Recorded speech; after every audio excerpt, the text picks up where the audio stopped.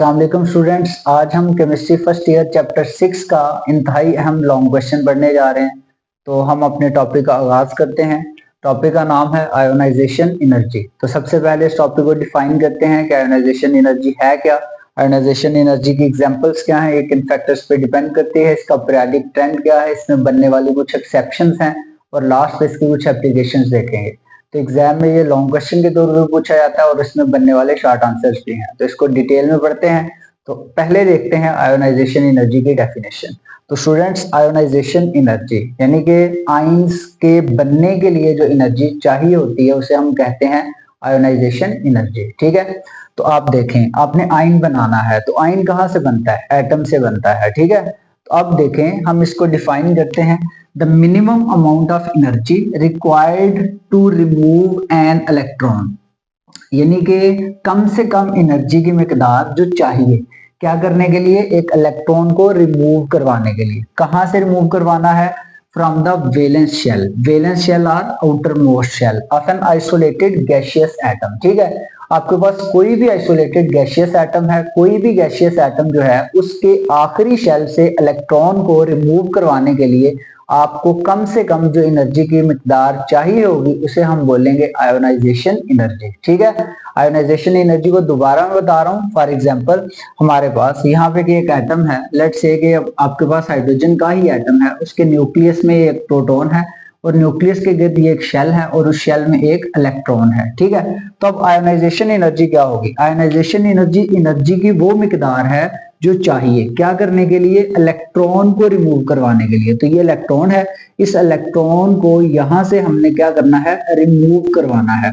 जब इस इलेक्ट्रॉन को रिमूव करवाएंगे तो आपके पास जो बन जाएगा वो क्या बन जाएगा? केटाइन बन जाएगा। ठीक है, तो एनर्जी की वो मिकदार जिसकी हमें जरूरत है क्या करने के लिए? इलेक्ट्रॉन को रिमूव करवाने के लिए। कहां से? वैलेंस शेल से। और वैलेंस शेल किसका है? आइसोलेटेड गैसियस एटम का। तो कोई भी आइसोलेटेड गैसियस एटम ले लें, उसके आखिरी शेल में मौजूद इलेक्ट्रॉन को रिमूव करवाने के लिए जितनी एनर्जी आपको चाहिए होगी वो होगी आयोनाइजेशन एनर्जी। जिस तरह हाइड्रोजन का ये एटम हमने कंसीडर किया है, तो हाइड्रोजन के इस एटम का एक ही शेल बनता है और वही शेल इसका वैलेंस शेल है और इसके वैलेंस शेल में एक इलेक्ट्रॉन है। तो इस एक इलेक्ट्रॉन को रिमूव करवाने के लिए जो एनर्जी की वैल्यू हमें चाहिए वो 13.13 किलो जूल पर मोल चाहिए। ठीक है, तो आपके पास हाइड्रोजन एटम की जो आयोनाइजेशन एनर्जी है वो कितनी है? 13.13 किलो जूल पर मोल। ठीक है, उसी तरह अगर हमारे पास लिथियम का एटम है तो लिथियम का एक आइसोलेटेड गैसियस एटम है, तो लिथियम के इस आइसोलेटेड गैसियस एटम से अगर हम इलेक्ट्रॉन को रिमूव करवाएंगे तो आपके पास ये केटाइन बनेगा। ठीक है, ये एक आयन बनेगा, लिथियम आयन बनेगा। अब एक इलेक्ट्रॉन का यहां से लॉस हुआ, इस एक इलेक्ट्रॉन को यहां से रिमूव करवाने के लिए जो एनर्जी की अमाउंट चाहिए वो 520 किलो जूल पर मोल चाहिए। ठीक है, तो देखें, एनर्जी की वो मिकदार जिसकी हमें जरूरत है क्या करने के लिए? इलेक्ट्रॉन को रिमूव करवाने के लिए। कहां से? आखिरी शेल से। आखिरी शेल किसका है? वैलेंस। आखिरी शेल किसका है? आइसोलेटेड गैसियस एटम का। तो इस एनर्जी की मिकदार को कहेंगे आयोनाइजेशन एनर्जी ऑफ लिथियम। ठीक है, इसी तरह हमारे पास नेक्स्ट जो एग्जांपल है, ये सोडियम का एक आइसोलेटेड गैसियस एटम है। सोडियम के आइसोलेटेड गैसियस एटम के आखिरी शेल से इलेक्ट्रॉन को आपने क्या किया है? रिमूव किया है। तो जब आप सोडियम के आइसोलेटेड गैसियस एटम से के वैलेंस शेल से जो है इलेक्ट्रॉन को रिमूव करवाएंगे तो आपको 496 किलो जूल पर मोल एनर्जी की जरूरत होती है। तो 496 kilo joule per mole is the ionisation energy of sodium. ठीक है, इसी तरह मैग्नीशियम है। मैग्नीशियम को पीरियोडिक टेबल में सेकंड ग्रुप से ताल्लुक है। तो मैग्नीशियम जब अपना पहला इलेक्ट्रॉन लूज करता है तो हमें जो एनर्जी की जरूरत पड़ती है वो कितनी पड़ती है? 738 किलो जूल पर मोल। हम मैग्नीशियम के एटम को स्ट्रक्चर के लिहाज से देखते हैं कि मैग्नीशियम के एटम देखें, मैग्नीशियम है तो सबसे पहले तो आपको पता होना चाहिए कि मैग्नीशियम का एटॉमिक नंबर होता है जी 12। इसकी कॉन्फ़िगरेशन करें तो आएगी 1s2 2s2 2p6 3s2। ठीक है, अब इसकी जो है इलेक्ट्रॉनिक स्ट्रक्चर ड्रा करते हैं। इसके न्यूक्लियस में जो प्रोटॉन होंगे वो 12 होंगे। ये न्यूक्लियस के गिर्द पहला शेल है, ये न्यूक्लियस के गिर्द दूसरा शेल है। पहले शेल में कितने इलेक्ट्रॉन आ रहे हैं जी? 2 इलेक्ट्रॉन आ रहे हैं। दूसरे शेल में जो है वो मैक्सिमम कितने इलेक्ट्रॉन आ सकते हैं? 8 इलेक्ट्रॉन आ सकते हैं। ये आपके पास बन गया दूसरा शेल और इस शेल को बोलते हैं एल शेल। पहला शेल क्या होता है? के शेल। दूसरा शेल क्या है? L shell.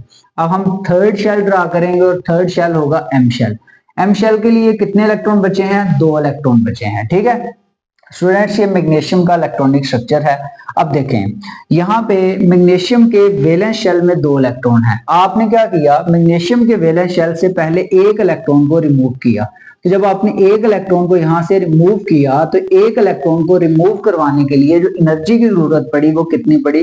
738 किलोजोल पर मोल। ठीक है, अब एक इलेक्ट्रॉन यहाँ से निकल चुका है। अब वैलेंस शेल में आपके पास जो मैग्नीशियम का आयन है वहां पे एक इलेक्ट्रॉन रह चुका है। ठीक है, अब मैग्नीशियम आयन बन चुका है।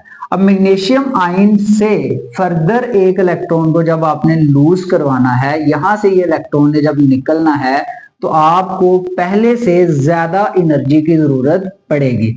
उसकी वजह क्या है? वजह यह है कि न्यूक्लियस में प्रोटॉन तो 12 ही हैं, लेकिन एक इलेक्ट्रॉन का ऑलरेडी लॉस्ट हो चुका था।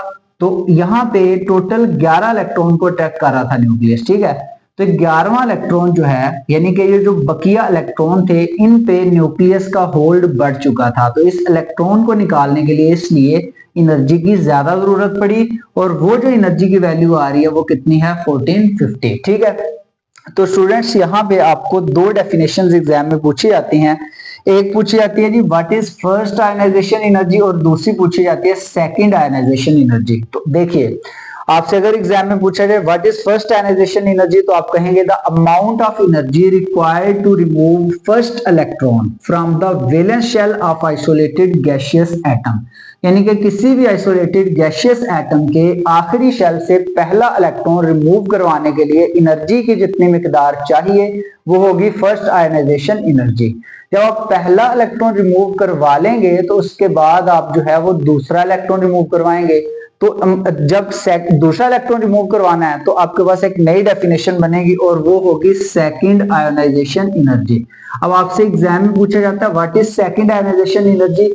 The amount of energy required to remove second electron, ठीक है, after the removal of first electron. यानी कि पहले इलेक्ट्रॉन के रिमूवल के बाद जब आप दूसरे इलेक्ट्रॉन का रिमूवल करवाते हैं तो उसके उस एनर्जी की वैल्यू को क्या कहते हैं? सेकंड आयनाइजेशन एनर्जी की वैल्यू। तो आपने यहाँ पे 2 टर्म सीखी हैं।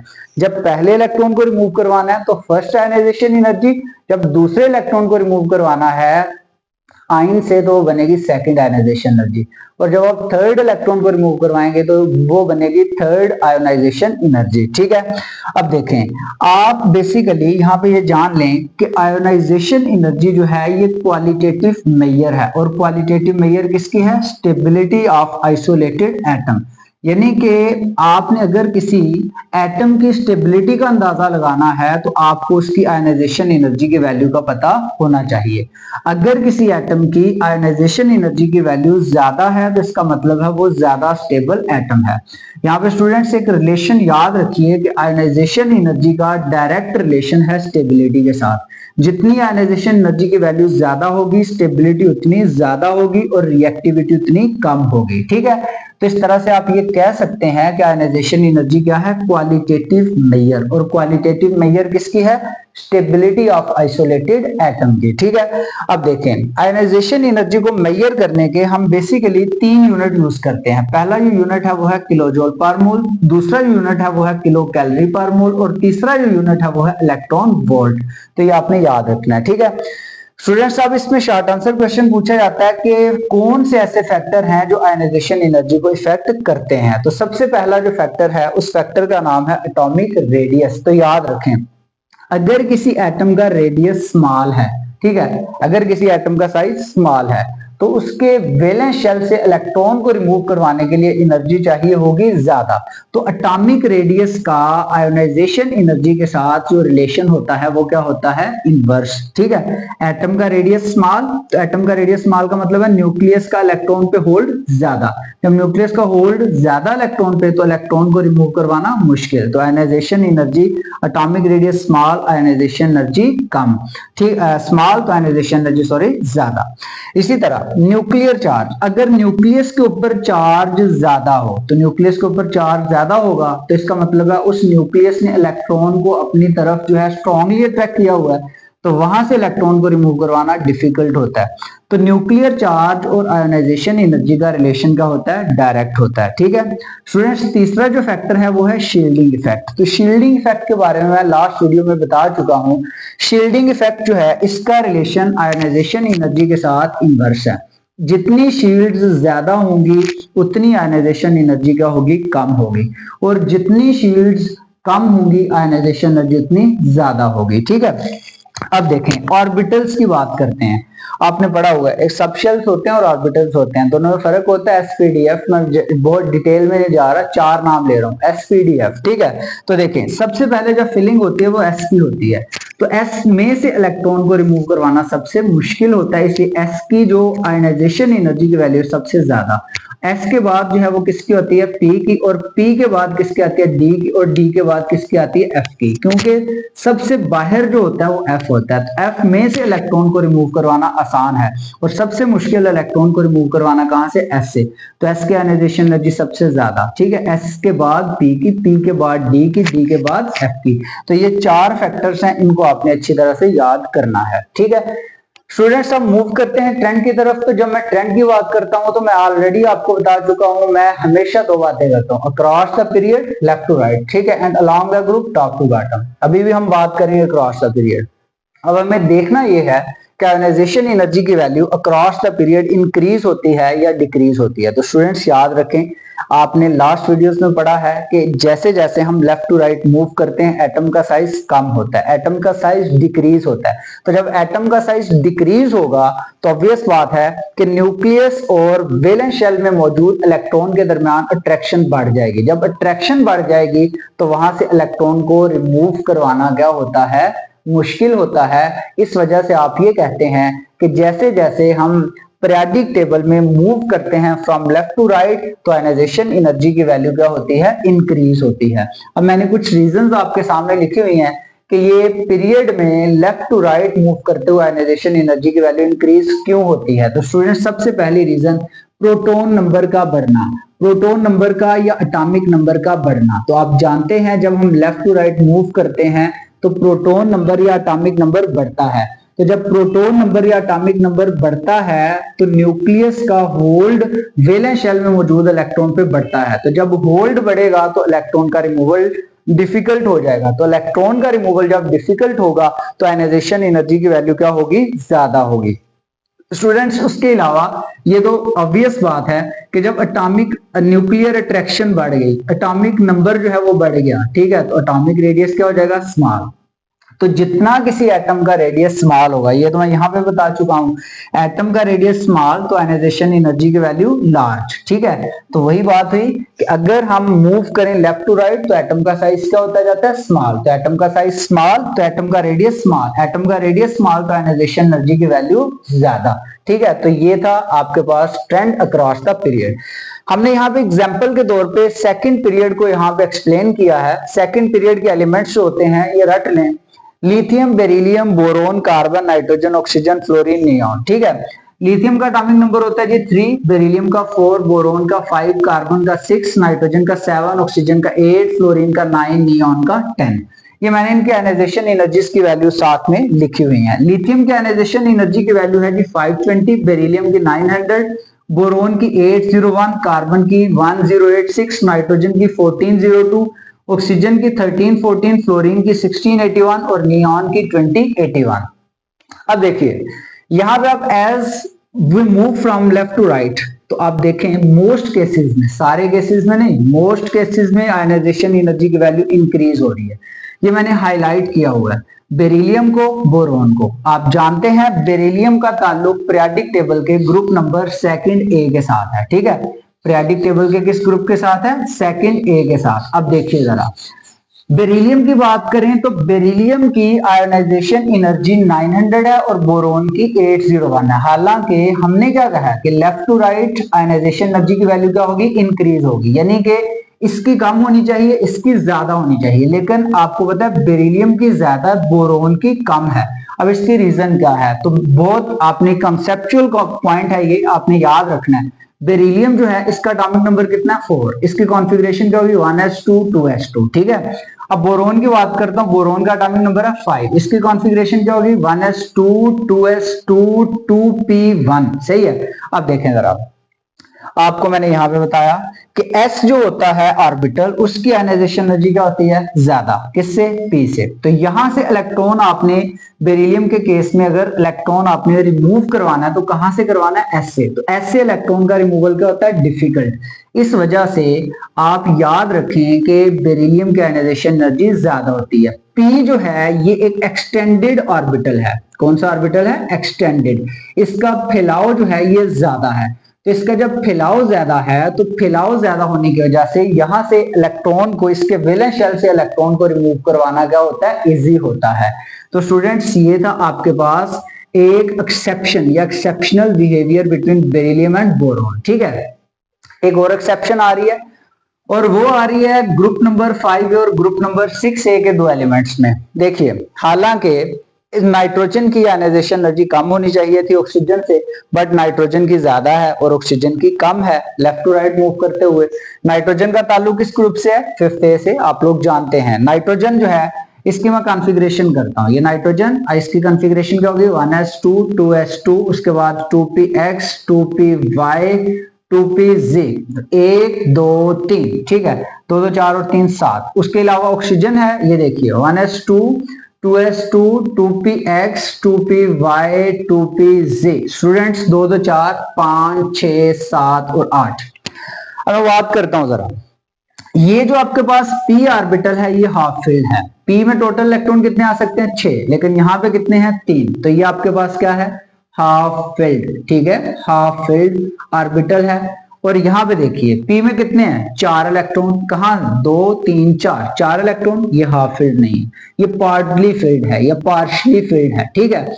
अब देखिए, ध्यान रखिएगा, ये जो आपके पास हाफ फील्ड ऑर्बिटल होते हैं ये ज्यादा स्टेबल होते हैं। ये क्या होते हैं, ज्यादा स्टेबल होते हैं। और जो पार्शियली फील्ड ऑर्बिटल होते हैं ये लेस स्टेबल होते हैं। तो मैंने क्या कहा, जितनी स्टेबिलिटी ज्यादा उतनी आयनाइजेशन एनर्जी भी ज्यादा। तो स्टेबल कौन ज्यादा है, हाफ फील्ड। तो हाफ फील्ड अगर स्टेबल ज्यादा तो उसकी आयनाइजेशन एनर्जी भी ज्यादा, और ये लेस स्टेबल तो इसकी आयनाइजेशन एनर्जी भी कम। तो यही वजह है कि इसकी आयनाइजेशन एनर्जी यहाँ पे क्या आ रही है, कम आ रही है। तो ये एक्सेप्शनल बिहेवियर है, इस बिहेवियर को आपने याद रखना है, ठीक है। टॉपिक थोड़ा लेंथी हो रहा है क्योंकि इसमें बहुत सी एक्सेप्शंस आ रही हैं और कॉन्सेप्चुअल पॉइंट है, आपने एंड तक देखना है वीडियो को, ठीक है।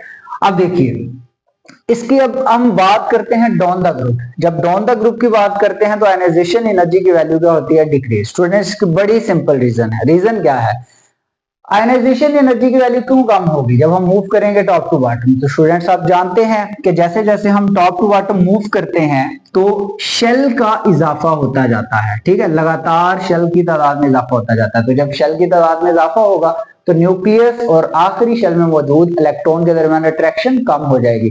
तो वहां से इलेक्ट्रॉन को रिमूव करवाना क्या हो जाएगा, इजी हो जाएगा, ठीक है। तो successive addition of the shell. दूसरी बात, इंक्रीज इन द डिस्टेंस, और डिस्टेंस किस में बढ़ता है, न्यूक्लियस और आखिरी शेल में मौजूद इलेक्ट्रॉन के दरमियान। तो जब डिस्टेंस बढ़ जाएगा तो इलेक्ट्रॉन को बाहर निकालना आसान हो जाएगा।